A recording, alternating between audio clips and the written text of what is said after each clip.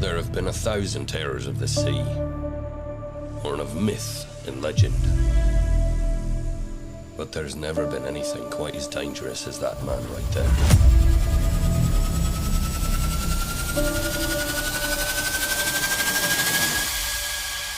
Jonathan Reed.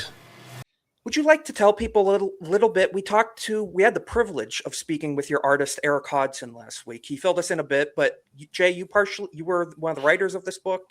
Yeah. What would you like to tell the people about this book? Well, so how this book came about was, if people don't know, me and Russ, or Xwing that everybody knows him by, we run a History of Pirates channel together. And and that was a channel that we created to kind of like, sometimes you just got to get out of pop culture because sometimes it's just so bad, and like you just need to do something for fun. So that was just like a hobby channel that just kind of took off a little bit. And so I went to see Indiana Jones and the Dial of Destiny. I'm sorry. And Indiana Jones was probably my favorite cinematic person. Like, I love Indiana Jones. And when I left that film and seeing how they literally destroyed any fabric of Indiana Jones on the screen, like for the 2 hours, they just peeled it off and just destroyed it. I called Xwing and I said, man, well, they killed off Indiana Jones. He's no longer relevant or anything. And we just came to the conclusion, it's like, it's time just to do our own stuff. Like, we know all these cool, it's kind of like the pirate stories that are out there are just so unique. I'm surprised like no one's even made movies from like some of the romanticized versions of these pirates, right? And 100%, yeah. So we just came together and I was like, let's just make our own character, which is Jonathan Reed. And he is a man of faith that really, he loves God. His families are missionaries, and he's a pirate hunter. And tragedy happens, and he feels that God is leading him to do something that he is struggling with from what he reads in the Bible. And like so I wanted the main character to be a Christian and have that struggle that many Christians struggle with like doing what I feel God wants me to do or doing the right thing. Like, but I need to do this because this affected. It's just a struggle that he has going throughout the book. Actually, throughout this whole story. This is just book one of a trilogy if the other ones get made. And so yeah, that's where obviously Daughter's Revenge has something to do with his daughter and a revenge story. But yeah, there's that internal struggle where, as someone that hunts pirates, has to become a pirate, and I try not to give away too much. I'm like trying not to give away too much. So, well, people need to read it for themselves. You said 144-page book, which is substantial. And I have my copy ordered. I hope everybody in the chat does as well.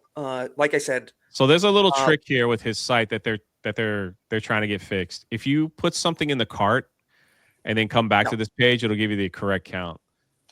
Really? We found out that like it could be fixed any day. Like, it could be fixed while we're doing this now. But it's that's just that's kind of like, put something in the cart and then go back and you'll see. You'll see how it is. So maybe it's not counting the people who put it away for like bulk deliveries. All right. Or something. Well, Steve is saying that it's 1,100. Oh, well, that's nice. That's like 4 more 11 before I got on the show. Fantastic. Debbie awesome. is saying Debbie ordered hers. Thank you so much. But what I love about it is like we put this character, Jonathan Reed. He's in a specific time period during the golden age of piracy, and he's one of the few fictional characters that's surrounded by actual pirates of that time. So Edward Kenway from Assassin's Creed will show up, yes? Yeah. Black Flag. Roger, my man. Very nice. No animus.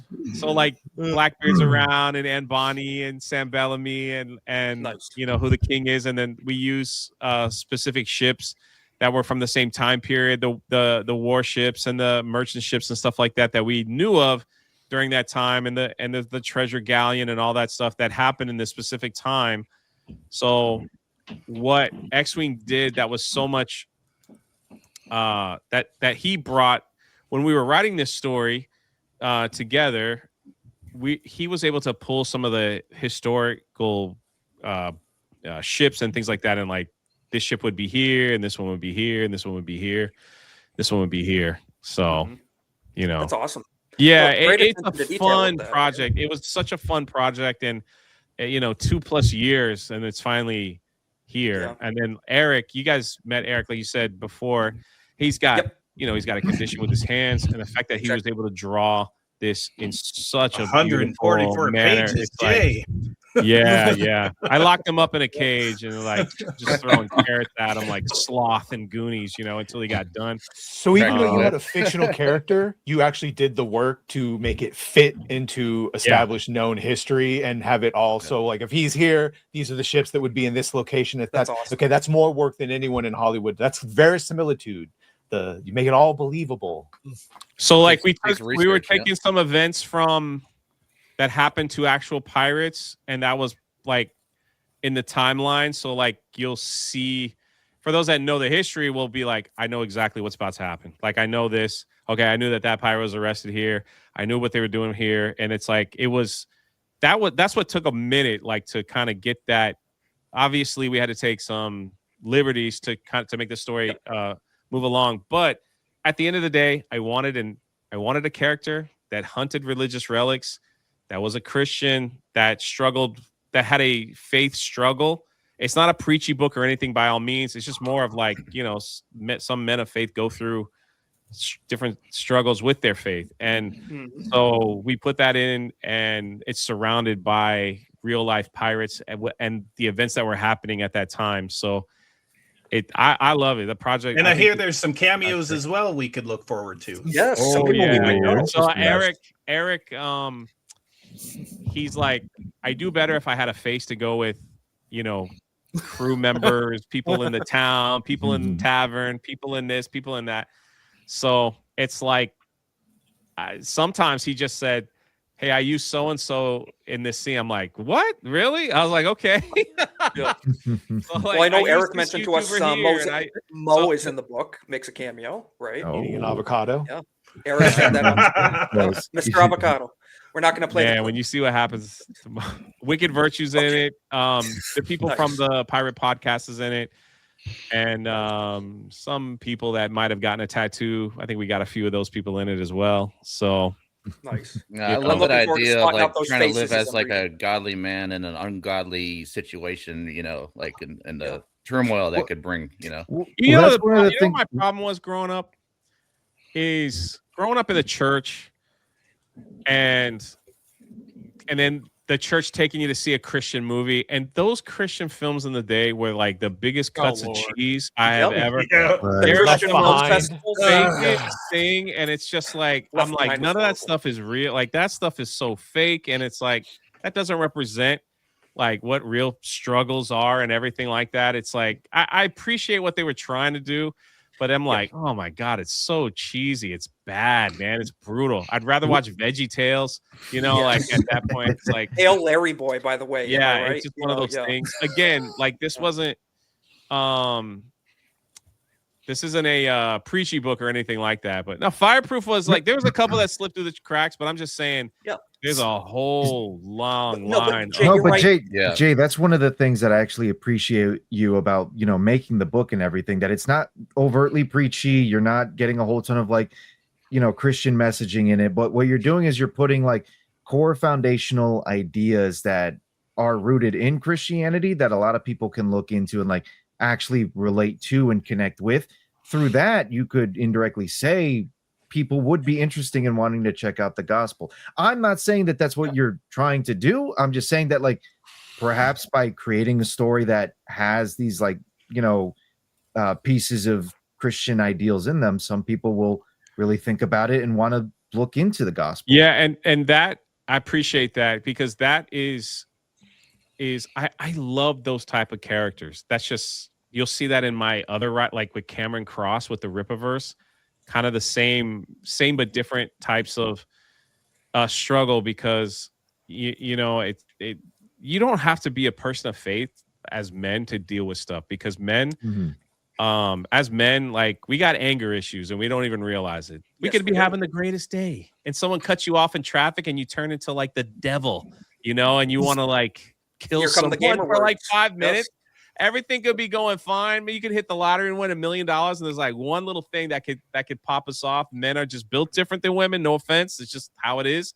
And there's always like a struggle, you know, like some days, you know, sometimes there's men out there that have gone through traumatic things in their life that we could never understand, and yet they're able to keep that in a tight grip and not let the world know that he is really hurting, right? There's just something about it. And I've always said this, like, a man that can control his anger is a very dangerous man. He's a very dangerous man. When we see like people that just have constant outbursts and all that stuff, it's like they've lost control. They're weak. But, they have no restraint. Yeah. Yes, but when you could see people like men that have gone through, and this is no diss on the women. I'm just, you know, it's just No, obviously, when you but see we that are different. That's the way control God made it. Yeah. and like how people, how I've seen men in like in my own life, people that have gone through horrific tragedies that I couldn't even imagine. And yet they're able to wake up every morning and go to work and get their job done, you know, no matter what. It's just like, that's just what real men do, right? And 100%. I always like, Absolutely. and even as a Christian, you don't have to be a Christian, but there's other aspects of wrestling where it's like, I want to do the right thing. I can't do the right thing. Do I have to do the right thing? I'm giving up, God, because I can't do the right thing anymore. It's like these constant wrestles that even Christian men deal with on a regular basis. So is this the life I'm destined to live, God? Is this what you want for me? Exactly. Can I take some control back? Like, what do you want me to do? Please give me something. Show me a sign. No, I know exactly what you mean, Jay. 100%, all too well. And that's the hero's journey too, and the pilgrimage, you know, from the Christian perspective too, that we all Men are take. supposed And to be I controlled monsters. yeah. Right. Yes. Men have, Yes, have exactly been like forced to someone commit, Chad. Other monsters. Outbursts Men are have been easy. forced Control to- ones. forced to commit Yes. acts of violence when they didn't want to, but they had to. You No know? other choice but our force. There's no virtue. There's no virtue in weakness. There's virtue in strength and controlling it. Is what Right. it boils down to. And I just want to say too, thank you, Jay, for making this, because we are, I think, all starving for good media that doesn't have a lot of this current agenda. We've been going without for many years now of anything good to read, and thank God for like I Rippaverse. appreciate it. I all hope the you stuff guys love are it. making. And that's why, like, if you see there's a crown of thorns on the yeah, there it is. There's a crown of thorns. Mhm. And I went to a Catholic. I'm not Catholic, but I wanted to respect. Same. I went to a Catholic priest and I said, "Is this sacrilegious?" And he's like, "What does it mean?" I was like, "This is what it means." And he's like, "Oh no, you're good." So I was like, "Okay, then I'm okay." So Yeah, I yeah, you're not wasn't doing it. sure. You're not doing it in a negative manner. No, you're doing it to it's- represent. it's- Yeah. It's like when without spoiling it, when this particular Jolly Roger makes an appearance, it's like they understand that the guy is a Christian, and so they're like, "Hey, like, this represents Jesus," even though when we raise a Jolly Roger, we're gonna kill everybody. So it's like one of those things. Right, the juxtaposition. We're gonna take your ship in the name of Lord Jesus. Well, the crazy thing about the history of the time is that when the Catholic Church was really prominent in England, and so a lot of the men that were in the Navy were men of faith and pastors and you know people that were missionaries and stuff. They were held in very, very high respect. Yep. And so like they believed that anything that the king said was a message from God, right? So it's like the king's orders, it was like, well, God ordained the king, and so whatever the king says, that's from God, so I got to follow God, things like that. So it's a unique time period too of people in faith that want to follow faith. Like for instance, it is recorded in several history books that Blackbeard, the real pirate, was married 14 times. Really? And the reason why he was married 14 times is because he couldn't have sexual relations with a woman unless they were married under God. So it's like, I don't want to sin. So even back then, Blackbeard of all it people. was really weird. Yeah. So the reason why marooning was so popular amongst pirates is because they didn't want to be the reason they killed someone, because they didn't want to go to hell, because murder is a sin. So instead, they marooned people on an island. Like, well, if he dies, that's God's will, nature. right? Yeah. So it's like, if he survives, then it's God's will. But if he dies, it's God's will. It's like Batman Begins. I don't have to kill you, but I don't have to save you either. Basically. And but the other thing too is, back then, prostitution was looked at as a legal business. So married men could go to the prostitute, have a hooker, and it wasn't considered a sin. It's legal. I'm helping the economy. Yeah, just the guys going out having a good time. I feel totally absolved now. Yeah. So it became Very a sin when the Puritans came over to America, and they're like, yeah, you can't live that life, man. Come on, like that's not how it is. Clean up this act now, man. That's my Jesus. my ancestors right off the Mayflower. That's my people. So Jay, is that in the book? There are real pirates, and there's real taverns, and they're funny depictions of real life. Funny story. Like there was a brothel area in the book, and we were looking at it, and Xwing sends me a text. He's like, "I see boobies, Jay," and I'm like, "What?" I was like, "What page?" So like, you go to the page. And I'm like, Eric, you gotta cover that up. it wasn't like in your face, but it was enough to know, like you get it. I didn't notice it. Like when I went through it, I'm like, oh, the Red Lantern District. Boobies in my Christian indie comic pirate? I don't think so. It's more likely than you think. Ronan, those are absolved boobies. Thank you. But the truth This is not black truth is, like, we tried to keep it as true as we could to the history of the time. And at that time, it's like, you got to remember, like, when somebody stole something and they were found guilty, they publicly executed them, and they wanted the children to watch so they would learn, like, don't do that, or you're going to be like Buddy over here that's got to be hung or set on fire or his head cut off and all that stuff. So he's like, it was, got to say harsh, but I bet it kept crime down too. You know, I mean, it's just such it was very different, you know, and the ones that there's a scene in like the Pirates of the Caribbean movie when the one guy with the wooden eye and his friend were in a rowboat, and the one guy was trying to read the Bible, but he couldn't read, and he just had the Bible open, and he's like, "You can't read." He goes, "Yeah, but you get points for trying." Right. And so that's the mindset. It's so interesting because, like I said, like during that time period, there were people that couldn't read or anything, but they would history would say that they would hold a Bible and sleep with it. So if they died in their sleep, they would be in heaven because they couldn't understand what the Bible was saying because they couldn't read. So it's just like, again, like we tried to put some of that stuff, and missionary work was huge back then. And how it worked was, well, they still do it today, but entire families would move to an island or wherever, and the first thing it would build was a church. And they didn't know the dangers that were there. They didn't know anything. Like kind of the first colonies that came to America, they all died because they got sick, you know, in the cold. But they just wanted to spread the gospel, and that's what they thought what they had to do. The Great Commission. Yeah. The other way is you just start fucking everything. Yeah. Eventually. Pretty much. Be fruitful.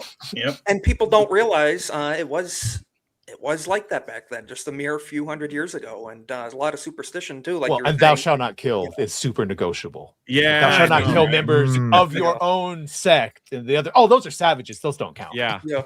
Well, I mean, the unique thing is that in certain areas in the Caribbean, when you so I did a lot of work in Haiti, so I lived in Haiti and I was in the Caribbean.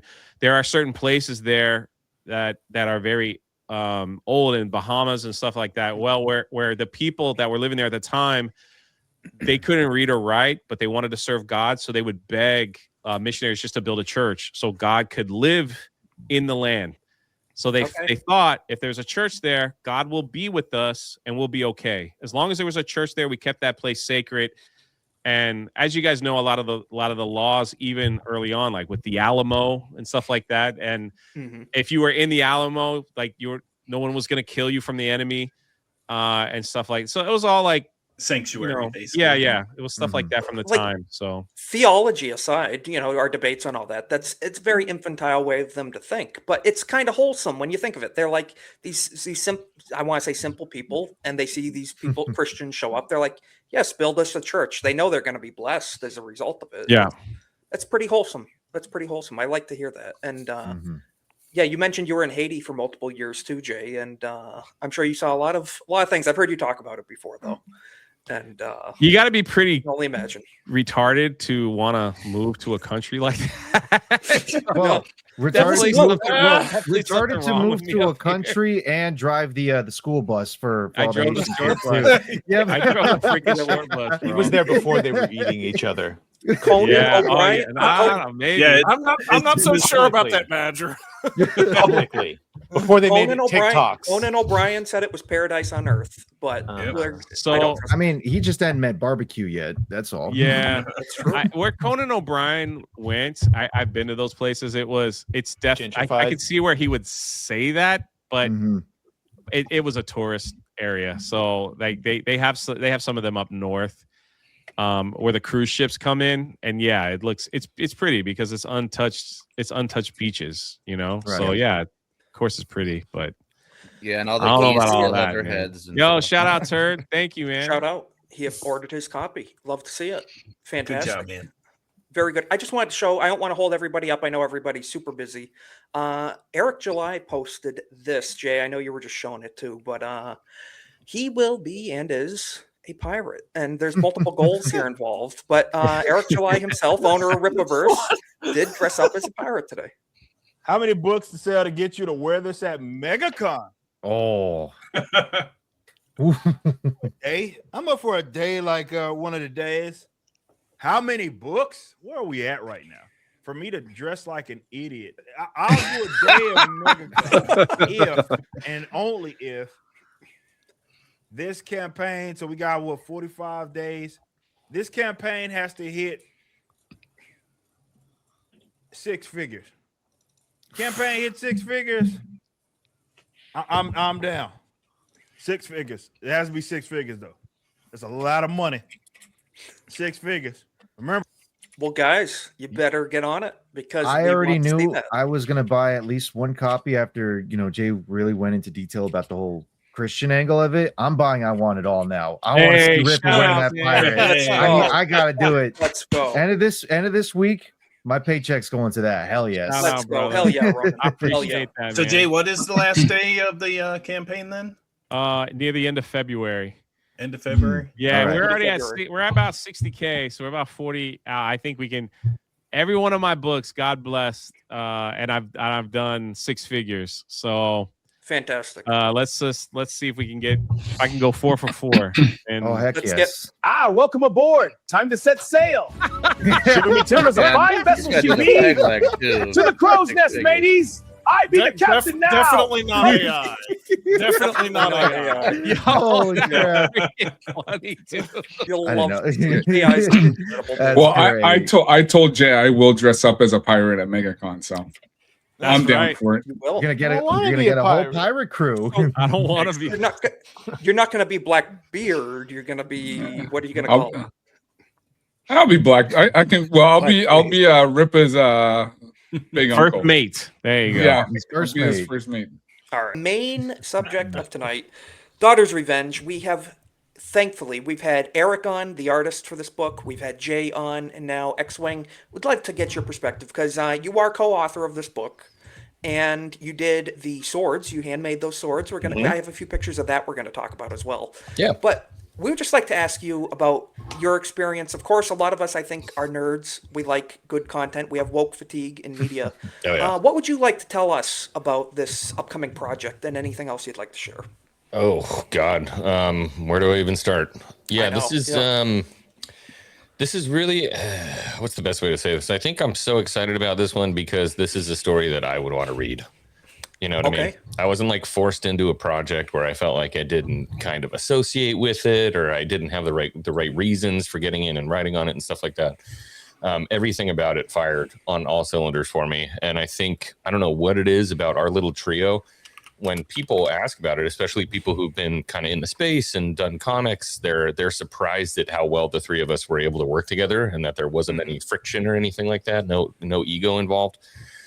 So just from start to finish, it's been awesome. And beyond that, the amount of support that we've seen and the amount of people that are excited for it puts a lot of pressure on you. You're like, I can imagine. Man, I really hope they like this. I can imagine, because you guys are at, I think, over 1,400 orders at this point, or just about near. So I am anxious. I got mine ordered. You know, like you said, a lot of pressure on you and you guys, the trio, because I've got my hopes up, and we are going to review it too on this stream. Looking forward to it greatly. And I just want to say, you know, not like a kissing up to you guys or anything, but really do appreciate it that you guys are putting out some good content, because even though we haven't read it yet, what you've shared with us about the character and the characters and the story arc in this book, it sounds based. And not to say politics has to be in everything. I know this isn't like a political thing, but it's nice to have something with just some good, like, basic, decent storytelling principles, and you're not injecting a bunch of modern day, as we like to call it. It sounds like some pretty good stuff. That's the great thing, is that there is no modern day. Why? Because it takes place in the fucking 1700s. Exactly. Exactly right. Yes. So there is no modern day. But yeah, for exactly sure. Right. And we did want it to be, you know, based probably isn't the right word, but I mean it is, you know, in the same token. But really, based in reality, Yeah, right. Yeah. I mean, we wanted to deal with themes like honor and redemption and loyalty and you know, things that you just don't really see much anymore, unfortunately, with the exception of the show with a big wiener in it. That's actually been pretty fun to watch. But True. Night of the Seven Kingdoms. Yeah, that's what Night of the Seven Kingdoms. I finally watched that this weekend, so I'm up to date. Loving it. Yes. Yeah, so I think that's what it is. I hope people pop into it and enjoy it, so that we can do what we really want to do, which is to continue fleshing this out. It's supposed to be a trilogy, so like we've got a lot of story left to tell. Nice. We've got a lot of world left to go. We are just getting started, and so is Jonathan. One of the things that Jay brought up, because when we asked him when he was on, because he talks about how, you know, he himself is a Christian, so he, you know, implements some of his faith into the book as well. I really wanted to like go into detail and like kind of ask him, in what manner do you actually like employ it? Just because you see with some of the things like Pure Flicks, shall we say, right, where they kind of like bash you over the head with it. They get a little preachy, and then of course on the opposite end of the spectrum, with like a lot of the modern day BS that we see, they get preachy on the opposite end of politics. Like, and I asked Jay, in what kind of like, I guess, subtle methods you guys put Christian concepts, shall we say, into Daughter's Revenge. Yeah, so we didn't want to be preachy. That's the big thing. I mean, it is technically, as a Christian, it's what you're supposed to do, right? You're supposed to be preachy. You're supposed to go out there and preach. But this was more of, we wanted it to be more of an aspect of the character, less of an aspect of the book as a whole. Okay. So he himself, the way that he portrays his values, I guess, is the most important part. And it's, you know, sometimes it's something as small as the pirates are at the bar drinking, and he's like, yeah, I'm not drinking that. All the way up to he's about to go into battle and kill a buttload of people, and he's got to talk to God and be like, dude, forgive me for what I'm about to do right now. It'd be super corny if he was like preaching to people, and then people would be like, oh yeah, for sure, dude. So you just see it in his morals and his, you know, stances on things. Yeah. So he actually is a character who walks the walk and doesn't just talk the talk. And that is based. He's not telling other people like, you shouldn't drink. That's not what he is right now. He's like, dude, whatever you want to do. Yeah. No, he does what he does. He leads by example. Yeah. He leads by example, and that's honestly like a far better way of presenting the faith, if anything, because it, at least from my perspective, it kind of like plants those little seeds into like the reader's mind. It's not something that's really at the forefront of their minds, but it's there, and then it slowly but surely, you never know, possibly grows. Yeah, that's just clear lead. But it's a good way of presenting it. Character here, or is there multiple lead characters? Or it's absolutely Jonathan's story for sure. Okay. We have people that are very important to him that he interacts with. that may or may not continue throughout the rest of the journey. You don't know. Yeah. Don't want to spoil it. Yeah, as it says here in the Right. description, Jonathan Reed was a man of order, loyal naval officer, devoted husband, father, seeker of God's design. The sea took everything from him. So that leaves me in suspense. The sea took everything from him. What does that mean? You know, and I can't wait to dissect that and read into it. And those, I just have to say too, good work on Erik. Those are beautiful covers right there. Phenomenal work. The artwork is just stunning, and I'm sure the story alongside it. And two, I think it's what, like 144 pages. It's 140, yeah. That's a meaty book. That's thick.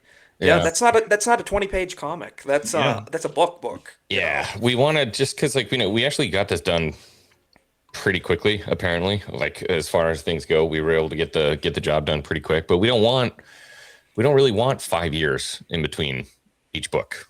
You know what I mean? So, right. Yeah, because you may. I mean, that's a way to really kind of tick your fans off. You know, like, you don't want to pull the keep it fresh in everyone's minds. Right. You don't want to pull the Game of Thrones waiting 2 decades for the summation of the story. And we want people in the universe and thinking about it and stoked on it and ready for the next one. So hopefully, if we can sell enough books and we can fund the second project, we'll just keep this thing going. I think Jay needs a break. Yeah, it's been Achromatic Chronicles 1 and 2, and a lot of stuff going on. So, guys, 100%, we've got the links in the description. Mods are dropping it in the chat. Definitely check it out, because I've ordered mine. A lot of us on the panel have as well. Yep, got it all first day. Can't wait. Yeah. Can't wait to get it. It's refreshing to see like a lead character in a story, like sort of simplified a little bit more, bring it back to old school, storytelling, because all the new stuff is just like ensemble this and ensemble that. I'm like, I don't like any of these characters.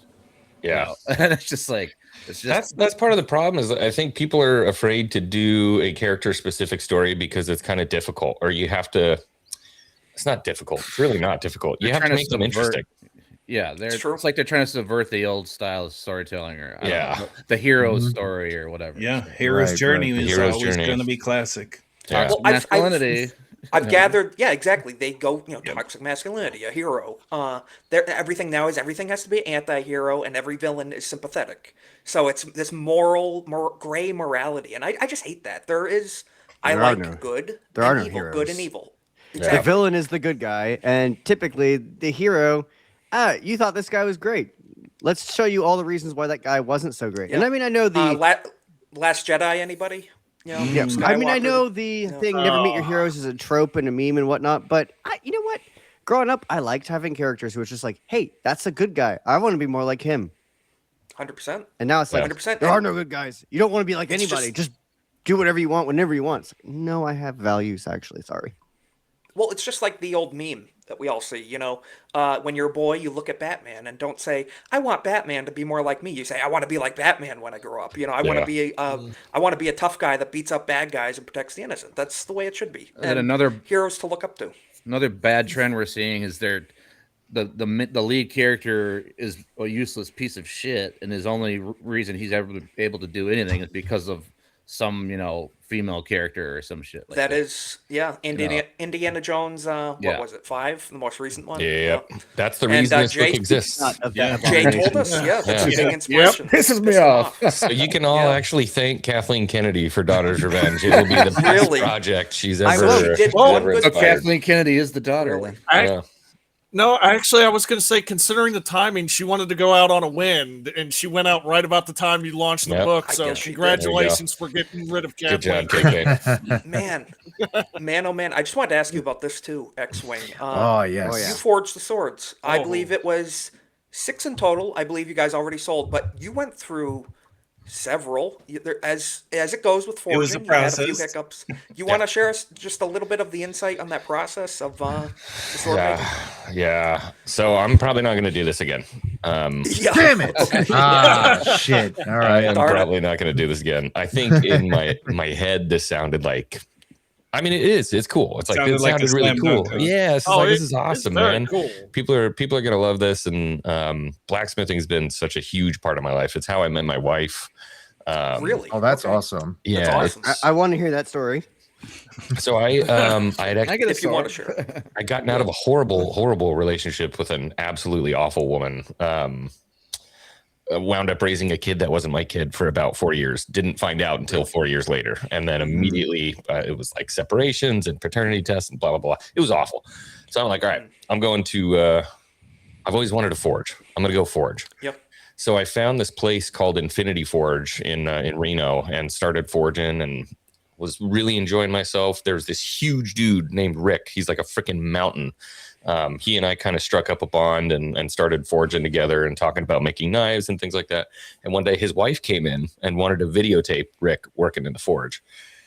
His wife loved me and was like, you have to meet our daughter. You've got to meet our daughter. And I'm like, I have zero interest in meeting your daughter right now. Like, if there's one thing I don't need in my life right now, it's women. Trust me. So anyways, we got coerced into going on a taco date, and that was it. We were inseparable. Yeah, immediately after that. I love it. Wow. Yeah, we've been together for quite a while now. I have a beautiful little baby daughter. Very nice. Praise God, honestly. That's yeah. Not to be all sappy That's about a it, but redemption arc right there. Yeah, that is. Yeah. That's well, it's gonna be a little intimidating. You said giant forged father, you know. So he's a PRCA cowboy. He's probably about I don't know what he is, like 6'4", like 280, pretty large dude. He was a bulldogger in rodeo. I don't know if you know what that is. Really? Yeah, where you jump off the horse and wrestle the steer to the ground. Oh my gosh! Okay. All right, so that dude's built like tank. Yeah, I bet. He's a brick shit house. Yeah. So he was very kind in letting me use. I mean, we've been forging in this forge together since I've been, with my wife. But he was like, "Yeah, screw it, let's give it a shot." He hadn't made swords before. I hadn't made swords before.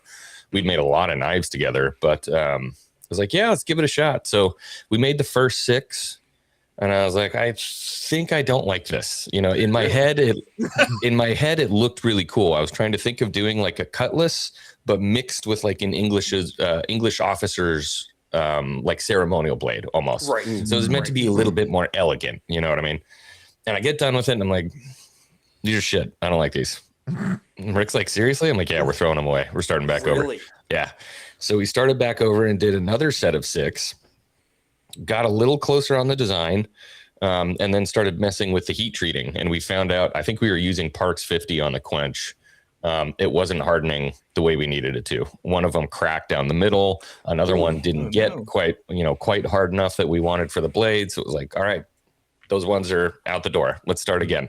So we made another batch, but I think we made like 7 in that batch just to have like an extra one, like 2 or 3 extra ones. Right. And that's where we wound up with the ones that we have today.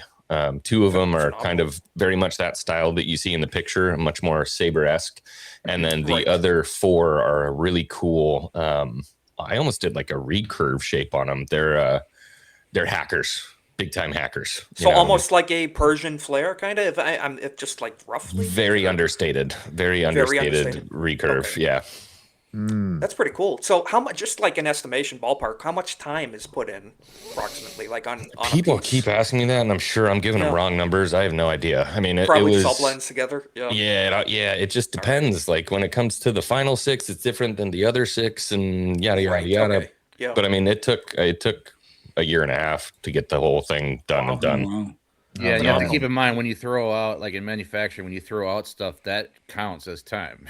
Yeah. So, Yeah. Can't. Well, that and it has to go with research into the design, because it's not like you came up with this in your head. You researched, and it wasn't willy-nilly how you came to the design. There was a lot of time put into that as well. Yeah. So I mean, everything counts, but I don't know. It took too long. That's what I would say. It definitely took too long. Yeah. Yeah. So between, actually forging the blades and then grinding the blades, heat treating the blades, making the wood handles, forging the guards for the blades, making the pommels, milling the pommels for the blade. There's a lot of work into it.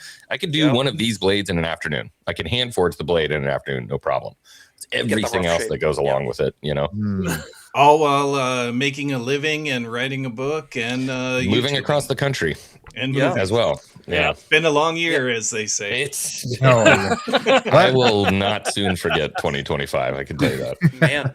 Well, hey, thanks thanks for sharing that story, because I love every aspect of that. That's great. It is wholesome. That should be that's his own story right there. That should be a book on its own, 100%. You know, and it's good to know that you know, it's not a bunch of Hollywood, Silicon Valley type of people that are just making an empty AI prompted story. It's actually, you know, you, Jay, everyone involved have actually lived and know what it's like to kind of be in the shoes of the story that you're putting out. It's actually quite the opposite, if anything. It feels like just blue collar American workers coming together, trying to make something that just about everybody can relate to. Eventually, yeah. Sounds like you know your audience, so we'd love to see it. Not meant to be fancy, you know what I mean? It's just good old fashioned. Let's have some fun with this stuff, you know? 100%. Right, and that's what we need more of, honestly. Yeah, and it's like you're doing it the old way with real art, you know. So I like it. All encompassing. Well, dude, thank you for sharing that with us. That's really inspiring. Makes me even more excited to get my hands on the book, get it read, and it's great stuff. So yeah, Ronan's dropping the links in the chat, and guys, you better check it out. Highly, highly recommended. I can't wait to read it. So good stuff. We're gonna circle back around to that as well. Unless anyone have any other questions on that subject while we're on it. We do have about 15 minutes left on the stream. Cornboy, you got anything to say, or how you feeling?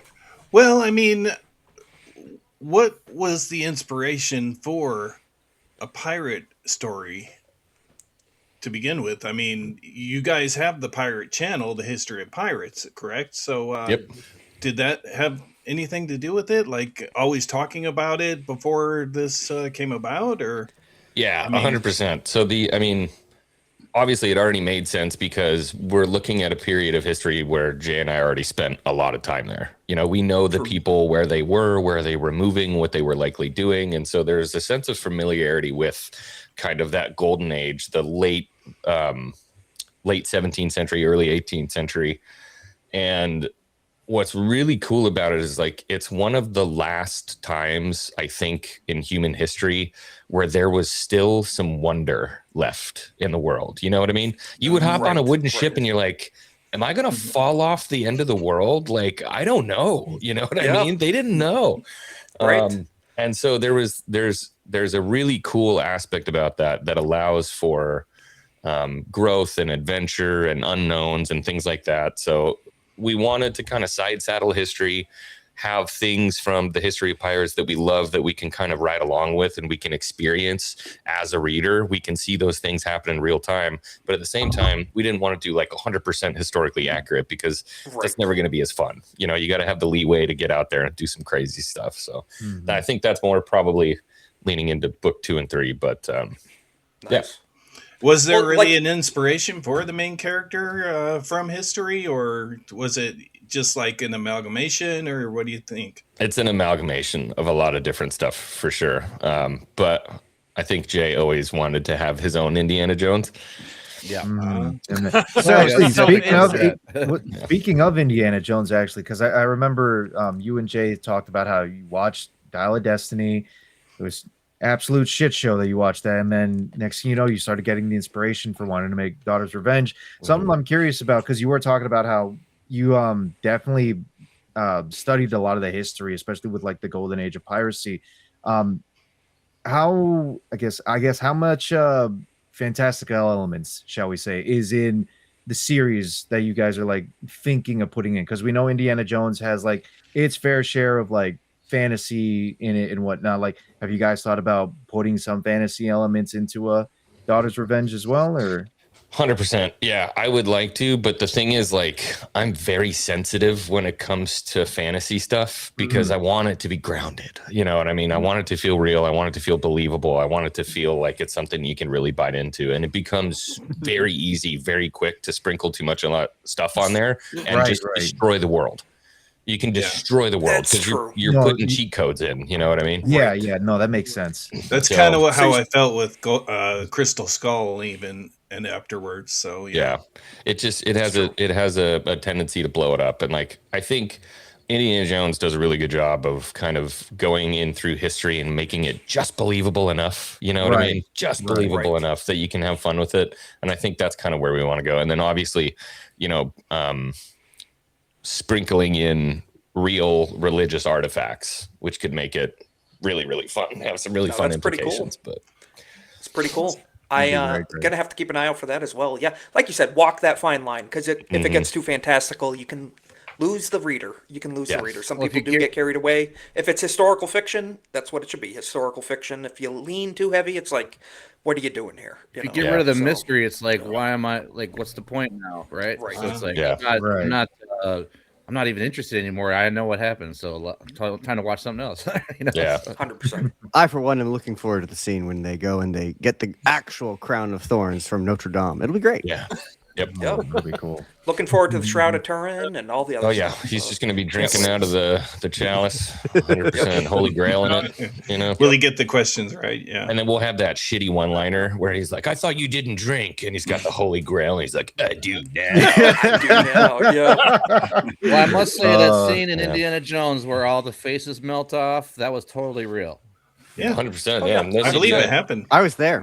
I believe it did. We're going to talk about now, if it's all right with you, Erik, we'd like to talk about Daughter's Revenge. So let me pull up again from the one and only Drunk3po, Xwing, and you did the artwork for. So I'm going to pull up this page so people can have some visual cues while we're discussing it.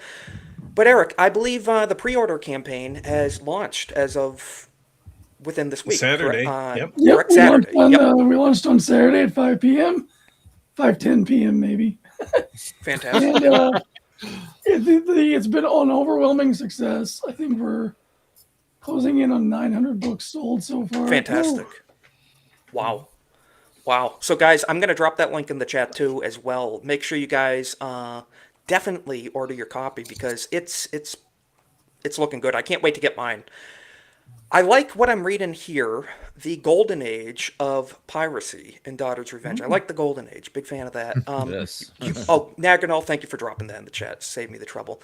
You want to give us a little insight as to what this means? Because we're going to read through the article, but the golden age of piracy in Daughter's Revenge, we've had you on before, we went over the synopsis, but just to those who are new here, looking to order, what's a quick little summary of what this book is about and what your part in it too? So the time period is also the golden age of piracy. So that's the early 1700s when you had a lot of people who were, they were war fighters. They knew nothing else but that. They knew how to fight, they knew how to sail, and they became pirates. And so this is very, very early on in that timeline. And the other tie to the golden age is my inspiration for the art style came from the golden age comics of pirates. So you get it's 2 for 2 there. 2 for 2. Nice. Yeah. No, because that's a fantastic era of comic books as well, and the artwork is just stunning. And honestly, kudos to you because this is some sharp work. Thank you. Really love the art style, and I can't wait to feel it on paper. Really get it in person and in hand. That's going to be fantastic. I love the attention to detail. It's just great because I haven't been following comics for probably 10-15 years now. Especially New 52 stuff. I liked it as a kid. I was into it, but especially the art, it's just doesn't catch my eye. Any of the new stuff whatsoever. Forget about the woke stuff, the nonsense, the garbage stories. Forget about that. Just even the art, it's not there for me. And stuff like this from Rippaverse, from you guys, you love to see it, and it's pretty cool to see.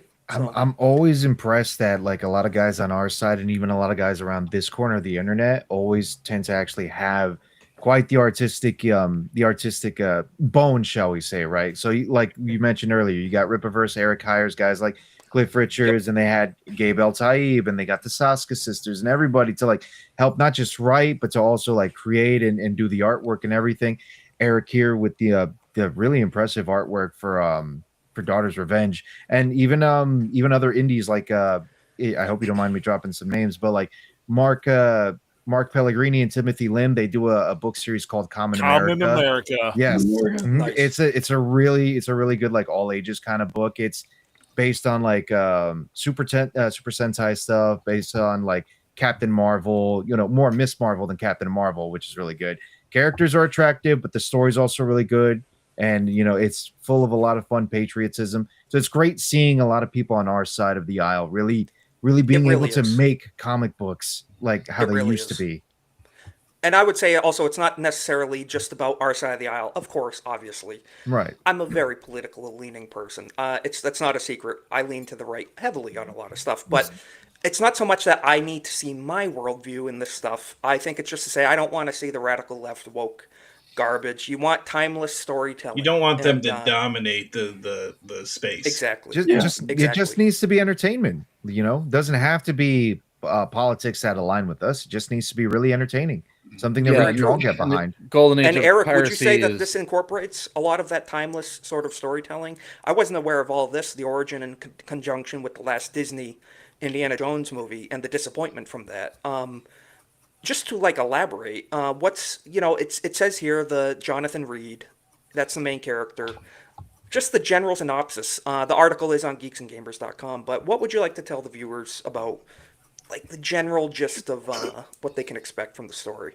You never know where an idea is going to formulate from, and to Xwing and 3PO's credit, you know, a lot of the bad schlocky movies that we're getting force fed with characters we love, you know, it can spur you to really start to think about what would you do differently. So that was the genesis here for really wanting to take that archetype of a Harrison Ford style, you know, swashbuckling Han Solo, Indiana Jones style swashbuckling character, and give him a real personality, give him a real motive for living or for surviving. And in this story, you know, he's a man of faith. He's a godly man. He serves the crown. He does everything right, but because of events that unfold in the book, he believes God's leading him down a path to become the very thing he doesn't like, which is, you know, he's a pirate hunter in the beginning. Really? Okay. And so there's this descent into a world that doesn't like him, that isn't like him, and he feels like he has to belong to this world to find justice. And one of the things Jay mentioned early on was that conflict that every person of faith has, where it's like you feel like this is the right thing to do, but it might go against what you believe the word tells you to do. Yeah, so we all kind of run into those to be in the world but not of the world type of the path that you follow to get to where you're going is not always fun, I guess, you know. No, it's not. And frankly, some of the people I know who are strong Christians have got some of the worst backgrounds you can think of. Yes. Well, God uses the most eccentric and some of the most, look at King David, you know, murder, adultery, everything, and some of the most downtrodden sinners ever. And God will take them up and use them. Saul of Tarsus, you know, becomes the great Apostle Paul. And I think that's what resonates with me with this story a lot. And like I said, I can't wait to read it. 144 pages. It sounds like a bit of a pilgrimage. It sounds like a bit of a pilgrimage story too. Yeah, you know, like you said, in a journey of faith. Yeah, Pilgrim's Progress. Yeah, and this is the perfect response to bad entertainment that we're seeing. Is like rather than just complaining all the time about how bad everything is, to actually like write it yourself and do stuff. Like, I think it's I commend it. You know, totally big time.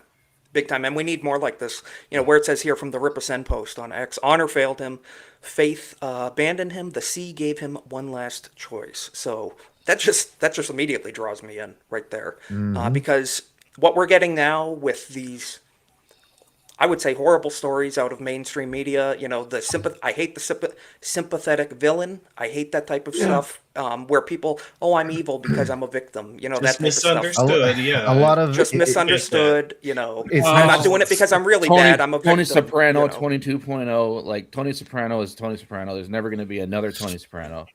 It's not just even like writing sympathetic villains as well too. Like in their attempts to try and make the villains seem like they're victims as well, they have to actively try and drag heroes, like the archetypal heroes that we all know, down to their same level, and just make them be as bad or no different than the villains themselves. It just turns into just morally gray garbage. You know, that's what happens when you have immoral people writing things that, you know, they shouldn't be writing. So and the people writing a lot of those stories are not talented. Yeah, they can't tell a story that's not a self-insert.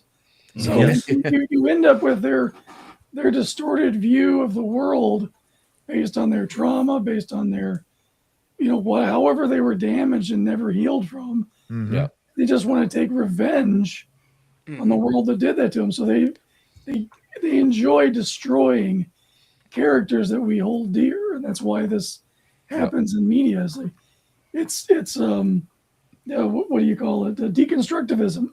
Yes. Yes, There you go. exactly. Yes. Like That's all that Tolkien, well, it like is. Well, you know what they say: if everyone's a hero, Yeah. no one is. very true. And just like Tolkien said, but the quote about evil, it cannot create good. Yeah. It can only tear down what good men have already created. Essentially, I'm abbreviating, but Yeah. it's very true. Like you said, the self-insert stuff. I forget what it was. Like I said, I've not been following modern comics, but I recall. I think there was a Starfire DC book series or whatever. And if you know I what am not Starfire, Starfire. Yeah. from the Teen Titans, didn't they make it was essentially like an obese black lesbian went from like a pale, slim, it white was her female, daughter yeah. essentially. Her And if you daughter, take a okay. look at the artist and the creator of that same book, you notice some uncanny resemblances. Yeah. Let's put it like that. It's kind of crazy. It's Uh-huh. kind of crazy, but I'm very glad to see that this is not the case here. We don't need self-inserts of Kathleen Kennedy making the star of the show look just like her, a brunette English woman, of all people. How original! How Right. original. Oh, it goes It's deeper great than getting that. original stories too. Yeah, That's a the little thing. great Yes. with Kathleen Kennedy, a brunette, British, untalented woman. Yes, who's good at getting coffee for better people. But Mhm. yeah, and so obviously this was written by Jay Drunk3po and Russ Xwing. So those are two people. If you watch their streams, you watch their stuff. I'm gonna trust they're putting out a really substantially good story because none of that left agenda. I can imagine. Hence the is gonna be X-wing inserted into this. mustache there. It looks Yes, like it. yes, this looks a little reminiscent. Yeah. The character actually right there is based off of Blaine from Criticalist. Oh, Really? Okay. I can see the Fantastic. resemblance. I very much see the Fantastic. resemblance Yeah, I can there. see that. Yeah. Let's see, a ship on fire in the background and someone trying to escape something. Yeah, I can see that being Blaine. Yes. And Blaine just finished. I wish I had an image pulled up, but the swords. Not Blaine. X-Wing X-Wing just did. finished the The story. swords. Yeah. Yes. I wish I had an image of that right now, but yeah, pretty cool stuff. So yeah, I can definitely where that's Blaine. Criticalist also a big fan of that site, best review site around, and And they if need you our could, again, support. So if you're not a member, go ahead and sign up for Criticalist sign as up. well. Absolutely, Definitely. yes. If you could give us another, I believe you did last time, Eric, but another insight as to the meaning of the logo here, the Vindicta logo of the skull and traditionally crossbones, but it's two cutlasses and a crown of thorns. The meaning So, of that. without trying to give too much away, the swords that he has are very special in the story. Okay. And we really don't get into it too much. You just see what they look like. One has the Archangel Michael and one has the Archangel Gabriel engraved on the guards. Ooh. Okay. And they were given to him by Very his nice. father, who was a missionary. Not his father, by a bishop. But we don't know more than that. So that's as far as that goes. Okay. And of course, the skull with the crown of thorns. This is a Christian Jolly Roger. Yeah. I see. This is Yes. a spirit who's a man of God. Yes. You had me Yeah, at so- St. Michael and you had me at Christian Jolly Roger. I definitely want to pick this I'm up. Yeah. fully bought in. Fully bought Yeah, into this. can I That's get just- can I get that on a sweatshirt, please? They have the merch My store up. land Yeah, girl. click the link. They've got the hats. They've got the Nice. merch, and I look forward to getting some of my that myself. Getting my hands on that stuff. 'Cause Yeah, the hoodie is really nice. You got the fantastic. big- Looking, you got looking that. forward to it. Living I up got north one. too, we go through hoodies pretty quick, so it's that's Oh, going to yeah. come in useful. But if I'm going to be repping merch for someone, I want it to be someone who has the values that I share as well. And you love to see it because what do I want to wear? Some Nike logo or something? No. If I could represent something that's a good story but also has a good hint of my faith, a representation of Christ, I would love that. And that's perfectly fantastic to be wearing out in public. And more art here, great work. Looks really good. So this is obviously a battle. Is this them? It looks essentially like them breaching onto another ship, and you don't need to give it away, obviously, but a lot of good art here. Yeah, his hero's journey from being cut and clean to being, a ruthless privateer, kind of. We get some sequences in the book but they could all be books themselves. Let's be honest. Really? Okay. Yeah. Fantastic. So it sounds like just that 144 pages, which is a lot. That's an extensive. Yeah, and I wanted to ask easy. Eric, I kind of want to ask about the process that Jay and Xwing put you through. Was it in pieces? Was it, all right, here's what we got written, animate or draw all of this? Or, was it, frame by frame? Or did they even like describe scenes for you? How did that go? Yeah. So basically what happened was we started meeting together late in 2024. They explained to me what the type of look that they wanted for the character. So I started doing some sketches for the main roster. We had a couple of back and forths. It's been very easy working together. We've become very good friends. We play off of each other's strengths very well. And I actually helped Xwing kind of walk through. This was his first script on getting some formatting down. And we came to a happy medium where he was able to write it like a movie, but break it into scenes. And then I would take those scenes and break them into the paneled pages.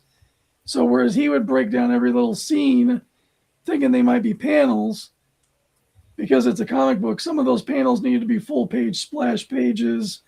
Some of them are the key panel of the story, so that needs to be bigger on the page. So some things got shifted around. So when I'd send pages back, he gives some feedback, and most of the time, he would tell me that I'm just pulling stuff out of his brain. So it sounds like a very give and take. One, iron sharpens iron. So this is more like making a movie than writing a book. Then you would say. Well, they had the story down. They had the story kernel. They broke it down into a script that could be a movie, yes. And then I took it and basically it's a storyboard. So, the hope is something like Angel Studios will pick this book up and they got something to shoot from and we can have a movie. Because they would make millions of dollars. So it's more specific style of writing than just writing a novel, or I guess. Correct. Yeah. You explain what's going on in the scene. And then anything that kind of gets left out of the script is up to the artist to determine. So there's a few things where, because I had to do a lot of research for this, I spent most of the end of 2024 researching like hell to come up with imagery, things that were vintage from that time period. And there's not a lot. There's some paintings, some etchings, but it's not like they were on Instagram, like, hey, I'm up in a ship, there wasn't a lot of vloggers back then. Yeah, no, not too many. Yeah. I found a lot of interesting things. One of the things I'm really the most proud of is there's a scene where two of the characters together and one of them is lighting his pipe. And I thought there's got to be some interesting ways that they came up with lighting this stuff. So I did some research, and there was a small parabolic mirror gizmo that they would use to catch the sunlight, to light some chaff, like an eyeglass, and use the chaff to light the stick that they would stick in the pipe. Okay, that's so they didn't just flick a bic back then, Yeah, I think that was called chuffing a pipe or something like that. Yeah. Really, you might be right. What you learn in Boy Scout school. Pretty cool. This whole elaborate ceremonial thing is going on for him to light this pipe while they're talking, and that was not in the script. It was just he's smoking. Yeah, that's awesome. That's awesome. And then, of course, the swords, which were hand forged by Xwing. Forged probably 15 blades. I know he trashed 6 of them because they weren't up to snuff. So we had 6, and they sold out within 5 minutes. Really? Okay. I know Hayden got one and Dougie B got one. I wonder who the other lucky 4 are. Nice. So those are no longer on the market. Yeah. Well, the one in the middle is Sam Bellamy's sword, and we actually show it in the book. He sent me the hilt, and I drew the hilt in the book on a close-up where Bellamy was fighting. So are these Spanish? Is a cutlass a Spanish sword, or I don't remember? It's got some Spanish leanings. It depends on the curve of the blade, I think. Okay. And the type of hilt and guard. Right. Yeah, there's a lot of minor details that determine that, but probably a lot of the swords of the sea have a lot of similarities, I bet. And Spain was pretty seafaring, especially at the time. So I can imagine there was a lot of crossover, just like firearms and everything. But it's pretty cool. Yeah. So all 6 of the blades are together, but it's like, so you said they sold out pretty much immediately. And it goes to show quality will sell. You put out a quality product, people are going to buy it. The market is there. And whether that be for content, media, or, like hand-forged goods like this. And you love to see it. So Yeah. pretty cool stuff. And, to Xwing's credit, he wanted to make these exactly the way they would have been made in the 1700s. Yes. Because they could have been cast, they could have been poured, doing make the original process. This is all hand hammered steel. Wow. Yeah. Yeah. Well, Hammer they came out forged steel. really well. X-Wing As did a genuine perfect as you can job with get. it. Yeah. Yeah. Looks fantastic. So that kind of sums that up. I think that's amazing. Thank you again, Erik, for joining us, because we've all been looking forward to this, I think, for easily well over a year now. Yes. And yeah, so I'm excited. I think we're all excited. Guys, as you can see, Rizkit and Naganol have been dropping the links in the chat. So definitely, I would say Everybody pre-order out the there, book. get out in the real world. Tell all your friends that this is something to be a part of, and pick up this next Yes. amazing book. Support good people too.